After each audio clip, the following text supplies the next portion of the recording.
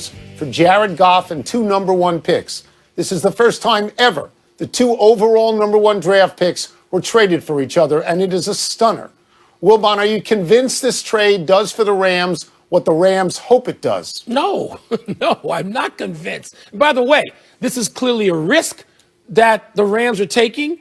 I think it's fine to take this risk because you've got a great defense and you've got defensive stars. And, you know, football isn't like baseball where some pitcher who throws a knuckleball can hang around for 24 years. It's not like that. It's not even like basketball where you have somebody hang around, not just hang around, but dominate the scene, say like LeBron, for 20 years. It isn't that. You win in the short window that you can. But, Tony, Matt Stafford has been in the playoffs 3 times in 12 years, and he's won how many playoff games exactly? 0. No. All right, so 0. Am I convinced? No, I'm not convinced. Okay, well, I'm going to say this out loud, that this is a great trade. Actually, it's a good trade for both teams. It's a great trade for the Rams. I've got them going to the Super Bowl. I think this puts them in the Super Bowl. I think Matthew Stafford is a top 10 quarterback. I think he's been bled dry by the incompetence around him, by bad coaches and bad general managers and bad everything in Detroit. And I think this is going to feel like freedom to him. And I think he's going to get the Rams to the Super Bowl this coming year. Remember, I told you Tom Brady would do the same thing for Tampa. You laughed at me, and I was right. I'm going to be right about this. They have a great defense. They have a really good wide receiver in Cooper Kupp. They can go on the free agent market. They can pick up Juju Smith-Schuster or somebody like that. They're going to the Super Bowl as a result of this. Let me get this straight. Did you just sit there? Clearly, the air in your attic is thin and is not getting to your brain. Because you just put in the same sentence Matthew Stafford, winner of 0 playoff games, 3 playoff appearances in 12 years, and Tom Brady. You uttered there. You drew an analogy. And you I drew an analogy. I drew an analogy. It's the worst analogy ever. It could come back to not just haunt you, but strangle you, okay? We don't know what the hell Matt Stafford will do. There's been some great players pass through losing situations, Tony. And when they got in the playoffs, it was so rare that, I mean, you're so desperate to show that you belong. We have seen the great Barry Sanders, who you could put in a sentence with anybody. And we see the rare time he'd get in the playoffs and he'd have like 12 carries for -1 yard. Well, you are crazed on this. You won one stupid bet that I took Belichick over Brady. And another year, I might do it again, another year, another time. You've gone crazy now. Barry Sanders never got a chance to play outside of Detroit. Matthew Stafford is going to get that chance. It's a good trade for Detroit. I think Jared Goff will do fine there. I think it's Jared a good trade Goff, for Detroit. by the way, just for the numbers, Jared Goff played 4 years, you know, for Sean McVay. He was 42-20, and he went to the Super Bowl. Great record. So I think he's fine. Can I give you a great little fact? Yeah. Matthew Stafford, one of his high school baseball teammates, now lives in L.A., and they can get together. You may have heard of him, Clayton Kershaw. Okay, let me just say this. Let me give you a stat. You like to say, let me give you a stat. Let me give you a fact. Let me give you a stat. Yeah. 12 years, 3 playoff appearances, 3 playoff appearances, no wins. All losses. And I like Stafford, and I would take him on my team. But Super Bowl, book it. Book it. Super Bowl next year. Cutest tape. Sam Farmer of the LA Times reports the Rams first tried to trade for Aaron Rodgers, but the Packers said, nope, not interested.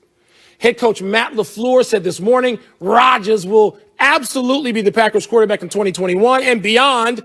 Quote, no doubt about it, he will be here for a long time. Close quote. Tone, does Matt LaFleur's opinion matter to you? Yes, it certainly matters. Doesn't matter as much as Aaron Rodgers' opinion, if Aaron Rodgers voices that opinion. Let's go back in time a week or so to the last time Matt LaFleur gave an opinion. His opinion was, we're going to kick the field goal. We're not going to let Aaron Rodgers have the 4th down play. We're going to kick a meaningless field goal. All right? So now he's saying he's going to be the quarterback for a long, long time. Here's what you can come back with. If you were so sure of that, why did you draft Jordan Love in the first round, move up to get him? Agreed. And why did you take the ball out of Aaron Rodgers' hands? Aaron Rodgers can be just like Deshaun Watson. if you come out publicly and you say, I'm done here, move me, That pretty that's much going to carries have a lot more weight than the coach's opinion. Let me go back. You went back 1 week. I'll go back, I guess it's a month, could be less than that, probably 3 weeks, to when officialdom for the Houston Rockets said, James Harden, you're not going anywhere. James Harden's not going anywhere. He's going to play right here.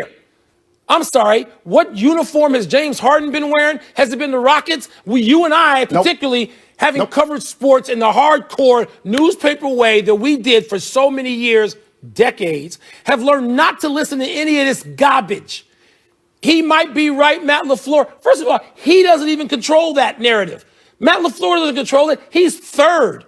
The people who are charged with the absolute responsibility for where Aaron Rodgers is, they are listed ahead of Matt LaFleur, and certainly Aaron Rodgers is listed ahead of Matt LaFleur. That's right. So his opinion matters, but it's down the line from others. So I like the fact, and I understand that they didn't want to talk about, Matthew Stafford and Jared Goff and all of that. It makes sense. The GM, I think today or maybe yesterday, the GM comes out and he says, this whole thing is a non-issue. And he says he doesn't have to reassure Aaron Rodgers that his place is in Green Bay because Aaron Rodgers knows his place is in Green Bay. This is another example of general managers taking on a persona that they really shouldn't take on, that they don't have the power they think they do. Ask Doug Peterson. Ask him. Yeah. All right? Patrick Reed won the tournament at Torrey Pines this weekend by 5 shots. But Reed's win was not without controversy. On Saturday, claiming his ball was embedded, Reed picked it up and then called over a rules official who said Reed's actions were within the rules. The tour also said Reed had done nothing wrong. The CBS talking heads, they all frowned on what Reed did. Wilbon, where do you come down on what Reed did? I'm going to add that the CBS talking heads, they're not sports writers formally. The CBS talking heads were people who've won golf tournaments, more than Patrick Reed in a couple of those cases, and major championships. So they come as authorities, all right, in a way that you'd want to have some authority on your network. Tony, Patrick Reed's situation was entirely about reputation. Earned. Deservedly so. He earned it. Patrick Reed has a, let me see the word I guess is awful reputation among most of the pros on tour. I have had pros on tour into my face, in their own out of their own mouth, say, don't want that guy around. Don't want to deal with him. I mean, you know this. This is no secret what the pros often think of Patrick Reed. It's reputation, because we know that Rory McIlroy did something very, very, very similar, if not identical. Rory McIlroy has the exact polar opposite reputation in the industry of Patrick Reed. This is about rep.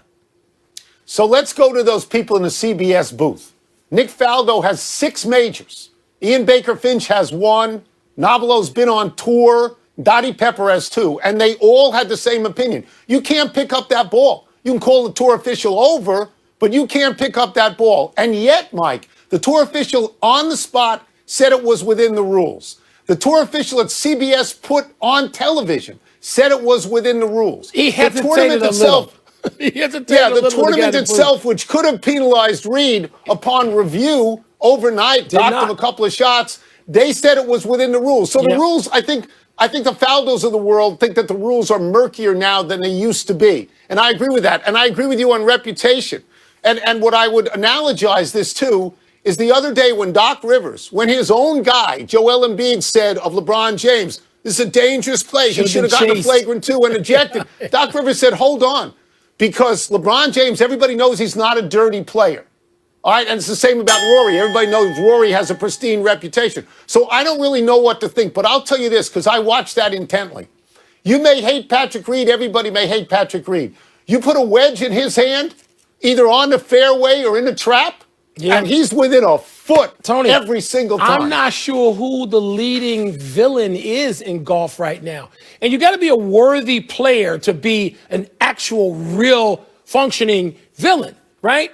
So is it Patrick Reed or is it DeChambeau? And can you have 2 villains? Do they have to go in a steel cage to fight it out to see who the real number one villain is. We're coming into real golf season now. Big tournaments, Waste Management in Phoenix this week, Scottsdale this weekend. You got Riviera, you got Pebble Beach. I mean, we're in prime time here. Who's your number one villain? You know what? Golf could use wrestling villains, and they had more than one. Yeah. Because there was 8 bouts on a card. Let's take a break. Coming up. Did the Wizards win last night, or did the Nets throw away the game? You know how you just dated yourself talking about wrestling card villains? Why did the Rockies give the Cardinals Nolan Arenado and $50 million? Did you sit home to watch wrestling like I did? Of course you did. I went to the arena. Just missed a 3 by 40 feet earlier possession. He hits that one with 4 point some seconds to go. The Wizards down 5 and now up 1. And they still have to survive the Nets missing an open layup at the rim to win the game. Unbelievable. Twice now they have beaten the Brooklyn Nets, and they're the worst team in the East by record.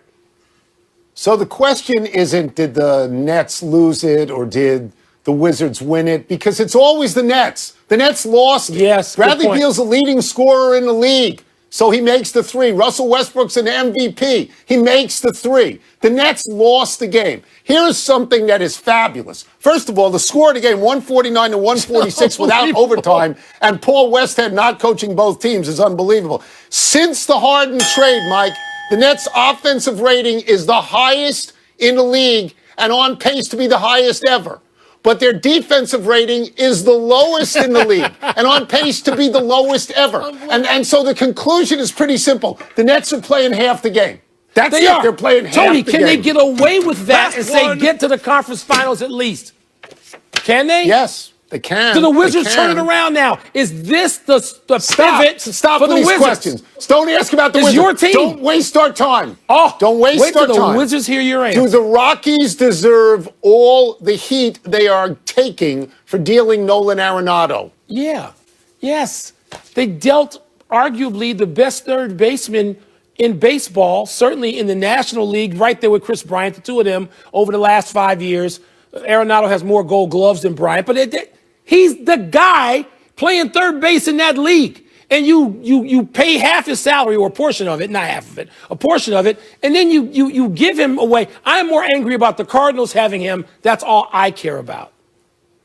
Yeah, I understand that because the Cardinals have Arenado, who's been in the league 8 years, has 8 Gold Gloves. Yeah.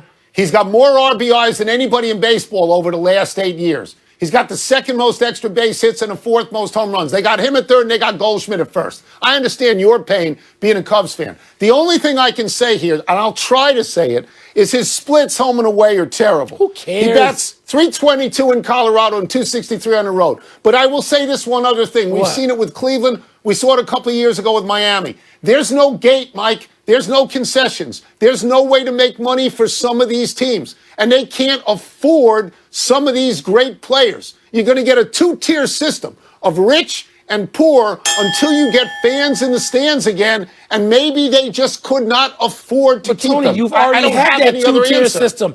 We talk about large market and small market all the time. I mean, that's just another way of saying 2 tiers, rich and poor. And they're not poor, rich and less rich, a lot less rich. Arenado to the Cardinals. You've ruined my day. Thank you very much. Enough email. Let's take one last break, but still to come. Would the players be right to reject baseball's latest offer? You know they will anyway. And Tom Brady now says he could play past the age of 45. I guess that makes sense to TB12. Are the Wizards going to turn it around based on last? Happy 53rd birthday yesterday, Doug Peterson. Just 3 years after winning the Super Bowl with a backup quarterback, Peterson finds himself out of a job. The precipitative incident appears to be Peterson's decision to sit Jalen Hurts and put in Nate Sudfeld for the 4th quarter of Game 16 against Washington, making it seem like Peterson didn't care about winning. Sudfeld turned the ball over twice. Washington won the NFC East. Within a few days, the Eagles fired Peterson, later hiring unknown Nick Sirianni, who inherits the Carson Wentz mess.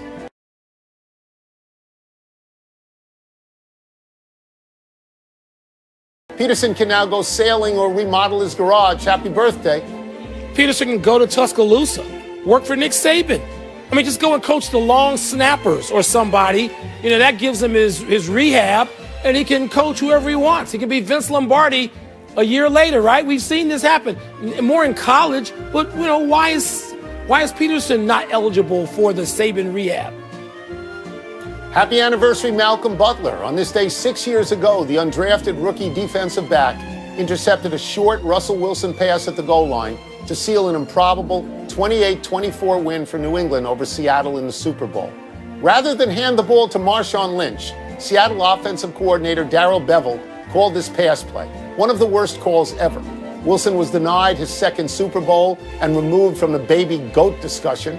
To close the circle 3 years later, when the Patriots lost the Super Bowl to Doug Peterson's Eagles, Butler was mysteriously benched. He now plays for Tennessee. You know, Tony, these years later, that call seems worse every day. That call. Yeah, and then when you see Marshawn Lynch pop up on national TV commercials, one of them in a tire, it's like he could have just gotten in an imaginary tire and rolled into the end zone. And it's worse. It's worse now than the day when the play was called and failed. Yes, it's a completely horrendous call. Utterly horrendous. Happy trails to the players accepting baseball's latest offer. Several outlets are now reporting that the MLBPA is expected to reject baseball's proposal to delay the start of the season by 1 month and play 154 games, but still pay the players for 162. The MLB offer also asked for universal DH and expanded playoffs, which the players have already rejected. Further, the players don't want to give Rob Manfred the right to cancel games because of coronavirus and the cascading effect it may have on the schedule. You get to a point, Mike, where it feels like if the owners offered steak, the players would insist on chicken. There is no level of trust at all. No. If the owners said, we'll pay you for 162, you only have to play 105. The players would meet and say, they're going to get us. This is going to come back to get us. This is the worst relationship since Fred Sanford and Aunt Esther. I mean, can it get any worse than these two? Please. No, it's terrible. There's no, it doesn't matter what one side says, the other one rejects it automatically. And you ask yourself, is there going to be baseball in 2022? By May. Is there going to be? How are they going to reach an agreement? They'll get there after bloodshed. It always happens. All right, let's go to the big finish if we can. A new study says 72% of college football concussions happened in practice. Is that significant? Maybe, Tony. The study took place from 2015 to 19. We don't know if there's a descending, nature of these concussions. Whatever it is, it ain't good. Tom Brady says he's considering playing past the age of 45. Does that make sense to you? He's been so great at 43. Maybe it's the avocado ice cream. I have no idea. But he's really great. Why think about quitting now? Yahoo reports that Sue Bird will sign again with the Seattle Storm. Is that a big deal? Yes, because Sue Bird can still play. One of the all-time greats, 11-time All-Star, 4 WNBA titles. Yes, it's a big deal. Dustin Pedroia officially announced his retirement. How are you going to remember his career? I'm going to remember that he got taken out on a slide by Manny Machado, and he never was the same player. He had 2 World Series, a total glue guy, great player. It's over. Last one, the Nuggets ended the Jazz's win streak at 11. Your thoughts now? Tony, that was a blowout, but Jokic had 47.